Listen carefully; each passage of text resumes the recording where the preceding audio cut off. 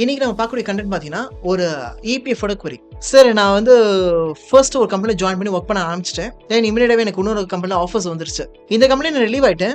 But இன்னொரு கம்பெனில பார்த்தீங்கன்னா, ரிமோட்ல நான் ஜாயின் பண்ணிட்டேன். அதனால எனக்கு பிஎஃப் வந்து ஓவர்லாப் ஆயிருச்சு. ஸோ இது வந்து எனக்கு எந்த அளவுக்கு இம்பாக்ட் ஆகும் அப்படிங்கிற மாதிரி கேட்கிறாரு. 15 டேஸை மீறி உங்களுக்கு ஓவர்லாப் இருந்துச்சுன்னா கண்டிப்பா எதுவுமே பண்ண முடியாது. பட் 15 டேஸ்க்கு கம்மியா உங்களுக்கு ஓவர்லாப் இருக்குது அப்படின்னா கண்டிப்பா இதனுடைய அட்ஜஸ்ட்மெண்ட் பண்ண முடியும். என்ன அட்ஜஸ்ட்மெண்ட்னா மொத்தம் 3 ஸ்டெப்ஸ். ஃபர்ஸ்ட் ஸ்டெப் வந்து joint declaration form.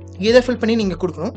Then EPF form 5 and form 10. Form 5 வந்து டேட் ஆஃப் ஜாயினிங், ஃபார்ம் 10ங்கிறது date of exit. First of all நீங்க வந்து பேசிடணும். சப்போஸ் நியூ ஆர்கனைசேஷன்ல சார் எனக்கு 14 டேஸ் வந்து எனக்கு டிலேவே பண்ணிடுங்க, எனக்கு பிஎஃப் ஸ்டார்ட் பண்ணிங்க இஷ்யூஸ்ல எனக்கு டிலே பண்ணி கொடுங்க. அல்லது உங்களுக்கு எக்ஸிஸ்டிங் பழைய ஆர்கனைசேஷன்ல என்னோட எக்ஸிட் டேட் வந்து 28 கொடுத்துருக்கீங்க, just make it as 14 like that அப்படிங்கிற மாதிரி அவங்ககிட்ட ரிக்வஸ்ட் பண்ணி ஆல்ரெடி அவங்க அப்டேட் பண்ணிருப்பாங்க, பிஎஃப்ல ரிஃப்ளெக்ட் ஆயிருக்கும். But you have to request them and you have to fill this form and submit to the EPF.